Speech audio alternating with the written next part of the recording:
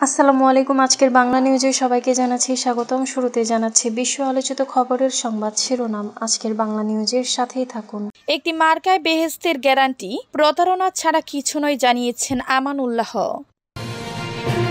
নির্বাচন কমিশনের আচরণ নিরপেক্ষ মনে হচ্ছে না জানিয়েছেন নাহিদ। গণভোট আগে না হলে ফেব্রুয়ারি নির্বাচন গ্রহণযোগ্য হবে না জানিয়েছেন ডক্টর তাহের। দেশের ক্লান্তিকালে উপদেষ্টাদের অবদান স্বর্ণক্ষণে লেখা থাকবে জানিয়েছেন প্লেস সচিব। শাপলা নাদিয়ার আইনি ব্যাখ্যা দিলে অন্য প্রতীক বিবেচনা করা হবে জানিয়েছেন নাহিদ। নয়াপল্টন দূষরদের সমন্বয় চক্রান্ত, আলোর মুখ দেখবে না জানিয়েছেন প্রিন্স। গণতন্ত্র প্রতিষ্ঠায় ঐক্যবদ্ধ উদ্যোগ প্রয়োজন জানিয়েছেন শামসুজ্জামান দুদু। চট্টগ্রামে থানায় ঢুকে পুলিশকে মারধর, ছাত্র শিবিরের সাবেক নেতা গ্রেফতার। এতক্ষণ শুনছিলেন বিশ্ব আলোচিত খবরের সংবাদ শিরোনাম, এবার বিস্তারিত। একটি মার্কায় বেহেশতের গ্যারান্টি, প্রতারণা ছাড়া কিছুই নয় জানিয়েছেন আমানুল্লাহ। বিএনপি চেয়ারপারসনের উপদেষ্টা আমানুল্লাহ আমান বলেছেন, নির্বাচনে একটি নির্দিষ্ট মার্কায় ভোট দিলে বেহেশতে যাওয়া যাবে এমন বক্তব্য সম্পূর্ণ প্রতারণা এবং ভোটারদের বিভ্রান্ত করার চেষ্টা। তিনি বলেন, বেহেশতের মালিক একমাত্র আল্লাহ। এমন মিথ্যাবাদীরা যদি ক্ষমতায় আসে তাহলে দেশের সর্বনাশ ছাড়া কিছুই হবে না। বুধবার বিকেলে রাজধানীর কেরানীগঞ্জের আসামদীপুর সরকারি প্রাথমিক বিদ্যালয় মাঠে কলাতিয়া ইউনিয়ন বিএনপির আয়োজিত এক মতবিনিময় সভায় প্রধান অতিথির বক্তব্যে তিনি এসব কথা বলেন। আমানুল্লাহ আরও বলেন, ভোট একটি পবিত্র অধিকার যা ধর্মীয় প্রতিশ্রুতি কিংবা মিথ্যা আশ্বাস দিয়ে বিক্রি করা যায় না। যারা জনগণকে মিথ্যা স্বপ্ন দেখিয়ে ভোট দিতে যায় তারা বড় ধরনের প্রতারণার মধ্যে দিয়ে যাচ্ছে। এ ধরনের প্রতারণা শুধু ভোটারদের বিভ্রান্ত করে না, বরং দেশের ধর্মীয় সম্প্রীতিও ক্ষতিগ্রস্ত হয়। তিনি নির্বাচন প্রসঙ্গে বলে, নির্বাচন নিয়েও এখন ষড়যন্ত্র চলছে। নির্বাচন কমিশনের আচরণ নিরপেক্ষ মনে হচ্ছে না জানিয়েছেন নাহিদ। জাতীয় নাগরিক পার্টির এনসিপি আহ্বায়ক মোহাম্মদ নাহিদ ইসলাম বলেছেন, নির্বাচন কমিশন নিয়ে আমরা উদ্বেগ জানিয়েছি। নির্বাচন কমিশনের গঠন প্রক্রিয়া এবং নির্বাচন কমিশনের বর্তমান আচরণ আমাদের নিরপেক্ষ মনে হচ্ছে না, স্বচ্ছ হচ্ছে না। নির্বাচন কমিশন সাংবিধানিক প্রতিষ্ঠান হিসেবে কার্যক্রম করার কথা ছিল, সেগুলো করছে না।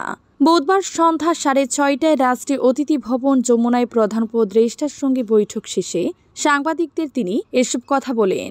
নাহিদ ইসলাম বলেন, নির্বাচন কমিশনে পক্ষপাতিত্ব দেখা যাচ্ছে। কিছু কিছু দলের প্রতি বিমাতা সুলভ আচরণ দেখা যাচ্ছে। একটি সুষ্ঠু নির্বাচনের জন্য একটি নিরপেক্ষ নির্বাচন কমিশন প্রয়োজন। নির্বাচন সুষ্ঠু না হলে দায় সরকারের উপর আসবে, তাই এই বিষয়ে সরকারকে আমরা বলছি।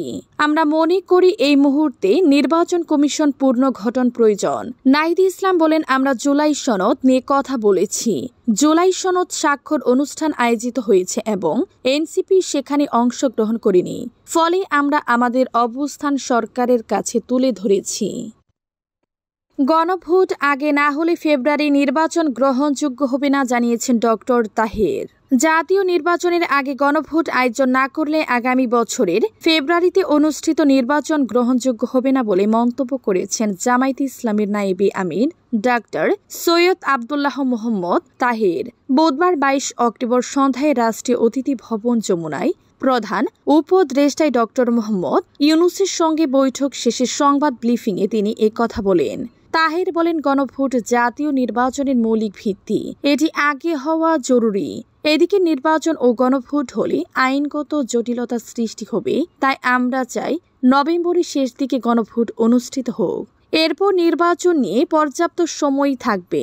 তিনি অভিযোগ করে বলেন, বিএনপি জনচাপের মুখে গণভোটে রাজি হলেও তারা একদিনে ভোটের কথা বলে বিভ্রান্তি তৈরি করছে। নির্বাচনে লেভেল প্লেইং ফিল্ড নিশ্চিত করতে প্রশাসন ও পুলিশ বাহিনীতে পরিবর্তনের দাবিও জানায় জামায়াত। তাহের বলেন, প্রশাসন ও পুলিশের প্রায় 70% কর্মকর্তা একটি নির্দিষ্ট দলের প্রতিনিধিত্ব করেন। এদের দিয়ে নিরপেক্ষ নির্বাচন সম্ভব নয়। এ বিষয়ে প্রধান উপদেষ্টা আশ্বাস দিয়েছেন বলেও জানান তিনি। বৈঠকে জুলাই সনদের বাস্তবায়ন, সাংবিধানিক ভিত্তি এবং নির্বাহী আদেশের মাধ্যমে বৈধতা দেওয়ার প্রস্তাব নিয়ে আলোচনা হয়। দেশের ক্লান্তিকালে উপদেষ্টার অবদান স্বর্ণাক্ষরে লেখা থাকবে জানিয়েছেন প্রেস সচিব। জাতির ইতিহাসে উপদেষ্টাদের অবদান স্বর্ণাক্ষরে লেখা থাকবে বলে মন্তব্য করেছেন অন্তর্বর্তী সরকারের প্রধান উপদেষ্টার প্রেস সচিব শফিকুল আলম। তিনি বলেন, গত 15 মাসে উপদেষ্টারা প্রশংসনীয় সেবা দিয়েছেন। উপদেষ্টারা দেশের ক্লান্তিকালে হাল ধরেছিলেন। তারা যে দায়িত্ব পালন করেছেন এটা জাতির ইতিহাসে স্বর্ণাক্ষরে লেখা থাকবে। সম্প্রতি বাংলা নিউজ 24-কে দেয়া এক সাক্ষাৎকারে তিনি এসব কথা বলেন। প্রেস সচিব বলেন, আমরা একদল সফলতার কাছাকাছি এসে পৌঁছেছি। পুরনো বাংলাদেশের যে ঘাটের চিত্র, আমরা সেই ঘাটের কাছাকাছি আছি। আমরা ঘাটটা দেখতে পাচ্ছি। নৌকা কিছুদিন পর সেখানে ভিড়বে। অনেক মেঘ ছিল, এখন মেঘগুলো চলে গেছে। শরতের শুভ্র আকাশ আমরা দেখতে পাচ্ছি। আমরা আশা করছি ভালো একটি নির্বাচন হবে। তিনি বলেন, আমাদের ম্যান্ডেট ছিল সংস্কার করা, জুলাই আগস্ট সহ শেখ হাসিনার সময়ের খুমখুনির বিচার করা, ভালো নির্বাচনের আয়োজন করা। দুটো কাজ আমরা প্রায় শেষ করে ফেলেছি। তিনি আরও বলেন, কয়েকটি রাজনৈতিক দল ছাড়া সবাই জুলাই সনদে স্বাক্ষর করেছে। আশা করি নির্বাচনের কাজগুলো দ্রুতই সম্পূর্ণ হবে এবং জাতিকে আমরা একটি ভালো নির্বাচন উপহার দিতে পারব। শাপলা নদের আইনি ব্যাখ্যা দিলে অন্য প্রতীক বিবেচনা করা হবে জানিয়েছেন নাহিদ। জাতীয় নাগরিক পার্টি এনসিপি কেন শাপলা প্রতীক পাবে না তার আইনি ও সাংবিধানিক ব্যাখ্যা দিতে হবে বলে জানিয়েছেন দলটির আহ্বায়ক নাহিদ ইসলাম। তিনি জানান, শাপলা প্রতীক কেন এনসিপিকে দেয়া হবে না তার সাংবিধানিক ব্যাখ্যা দিলে তখনই কেবল অন্য প্রতীকের বিষয় বিবেচনা করা হবে। বুধবার 22 অক্টোবর প্রধান উপদেষ্টা অধ্যাপক ডক্টর মুহাম্মদ ইউনূসের সঙ্গে বৈঠক শেষে ব্রিফিংয়ে তিনি এই কথা বলেন। নাহিদ ইসলাম বলেন, আমরা নির্বাচন কমিশনের বিষয়ে বিস্তারিত আলোচনা করেছি। আমরা নিবন্ধন পাওয়া থেকে শুরু করে জাতীয় লীগ নামে যে আরেকটা দলকে নিবন্ধন দেয়া হলো এবং শাপলা প্রতীক নিয়ে আমাদের সঙ্গে কী রকম আচরণ করা হচ্ছে এবং ইশরাক হোসেনের মামলায় নির্বাচন কমিশনের যে অবস্থান ছিল, নির্বাচন কমিশন যে আগে আইনি নিয়োগ হয়েছে, পুরো প্রসেসে নির্বাচন কমিশনের যে কার্যক্রম প্রশ্নবিদ্ধ হয়েছে যে সে বিষয়টা আমরা তুলে ধরেছি। তিনি বলেন, আমাদের যদি প্রতীক না থাকে তাহলে আমাদের পক্ষে নির্বাচনে অংশগ্রহণ করা সম্ভব হবে না। আর অন্য কোনো প্রতীক আমরা নিব না, এটা আমরা বলেছি। আমরা বলেছি শাপলা কেন আমরা পাবো না তার আইনি সাংবিধানিক ব্যাখ্যা আমাদের দিলে তখন আমরা অন্য প্রতীকের বিষয় বিবেচনা করব। তার আগ পর্যন্ত সেটা যদি নির্বাচন কমিশন না দেয় তার মানে সেটা শুধু প্রতীকের ইস্যু না, এটা নির্বাচন কমিশনের নিরপেক্ষতার প্রশ্ন। নয়া পল্টনে দূষরদের সমন্বয় চক্রান্ত আলোর মুখ দেখবে না জানিয়েছেন প্রিন্স। আধিপত্যবাদের নয়া দূষরের আবির্ভাব ঘটছে।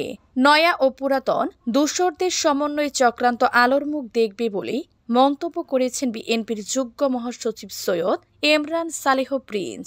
বুধবার ময়মনসিংহের হালুয়াঘাট বাজারের বাঘাইতলা সড়কের মোড়ে এক পথসভায় বক্তব্যে এসব কথা বলেন প্রিন্স। এর আগে তিনি উপজেলার উত্তর বাজারের টানা ব্রিজ থেকে শহীদ মিনার হয়ে বাঘাইতলা সড়কে রাষ্ট্র মেরামতের 31 দফা এবং জনকল্যাণে বিএনপির ভবিষ্যৎ কর্মসূচি সম্মিলিত লিফলেট বিতরণ করেন। পথসভায় এমরান সালেহ প্রিন্স বলেন, তারেক রহমান অবিসংবাদিত নেতার পরিণত হয়েছে। নির্বাচনে বিজয়ী হয়ে বিএনপি তারেক রহমানের নেতৃত্বে এমন একটা সমাজ গড়ে তুলবে যেখানে নির্বিশেষে সকলে শান্তিতে বসবাস করতে পারবে। তিনি বলেন, তারেক রহমানের 31 দফা শুধু বাংলাদেশের জনগণের মধ্যে আলোটন সৃষ্টি করে নাই, অন্যান্য দেশেরও দৃষ্টি আকর্ষণ করতে সক্ষম হয়েছে। তারেক রহমান নির্বাচনে বিজয়ী হয়ে নতুন রাষ্ট্র ব্যবস্থা গড়ে তুলবে এবং জনকল্যাণ এক গুচ্ছ পরিকল্পনা বাস্তবায়ন করবেন। হালুয়াঘাট পৌর বিএনপির আহ্বায়ক হানিফ মোহাম্মদ সাকির উল্লাহর সভাপতিত্বে ও যোগ্য আহ্বায়ক তাজিকুল ইসলামের সঞ্চালনায় পথসভায় বিএনপির এবং অঙ্গ সংগঠনের অন্যায় নেতৃবৃন্দ বক্তব্য রাখেন। গণতন্ত্র প্রতিষ্ঠায় ঐক্যবদ্ধ উদ্যোগ প্রয়োজন জানিয়েছেন শামসুজ্জামান দুদু। বিএনপির ভাইস চেয়ারম্যান শামসুজ্জামান দুদু বলেছেন, দেশের স্বৈরতন্ত্রের পতন ঘটেছে জনগণের সম্মিলিত আন্দোলনের মাধ্যমে। তবে সংগ্রাম এখানেই শেষ নয়। গণতন্ত্রকে প্রাতিষ্ঠানিক রূপ দিতে হলে সে একই ঐক্য, সচেতনতা ও অংশগ্রহণের মাধ্যমে এগিয়ে আসতে হবে। বুধবার রাজধানীর পল্টনের জামান টাওয়ারের ন্যাশনাল লেবার পার্টির কার্যালয়ে দলটির প্রতিষ্ঠা বার্ষিকী উপলক্ষে এক আলোচনা সভায় অংশ নিয়ে তিনি এসব কথা বলেন। শামসুজ্জামান দুদু বলেন, সম্মিলিত প্রচেষ্টায় স্বৈরতন্ত্রের পতন হয়েছে। সম্মিলিত উদ্যোগকে আবার গণতন্ত্র প্রতিষ্ঠা করতে হবে। শেখ হাসিনার পতনের মধ্যে দিয়ে সবকিছু শেষ হয়ে গেছে, অর্থাৎ স্বৈরতন্ত্র শেষ হয়ে গেছে, এভাবে ভাবা ঠিক হবে না। তিনি বলেন, শেখ হাসিনা নিজের দলকে যেমন ধ্বংস করেছে, তেমনি ভাবে বাংলাদেশের গণতন্ত্র ধ্বংস করেছে, নিজেকেও ধ্বংস করেছে। নীতি, নৈতিকতা, আদর্শ সবকিছু ধ্বংস করেছে, নির্বিচারে গণহত্যা চালিয়েছে। দুদু আরো বলেন, নানামুখী ষড়যন্ত্রের বিষয়ে আমাদের ঐক্যবদ্ধ থাকতে হবে। আমাদের একটা পার্শ্ববর্তী দেশ আছে, তারা গণতন্ত্রকারীকে আশ্রয় দিয়েছে, লুটেরাকেও আশ্রয় দিয়েছে। চট্টগ্রামে থানায় ঢুকে পুলিশকে মারধর, ছাত্র শিবিরের সাবেক নেতা গ্রেফতার। আসামি ছাড়িয়ে নিতে না পারায় থানার ভিতর ঢুকে দায়িত্বরত পুলিশ সদস্যদের মারধরের অভিযোগে ছাত্র শিবিরের সাবেক এক নেতাকে গ্রেফতার করা হয়েছে। তার নাম মোহাম্মদ রায়হান ২৬। আজ বুধবার দুপুরে চট্টগ্রামের হাটহাজারী থানার ভবনের ভিতরে এ ঘটনা ঘটেছে। রায়হান হাটহাজারী কলেজ শাখা ছাত্র শিবিরের সাবেক সভাপতি, দীর্ঘদিন প্রবাসী ছিলেন। বর্তমানে তিনি কোনো পদে নেই, জানিয়েছিলেন জামায়াতে ইসলামের নেতারা।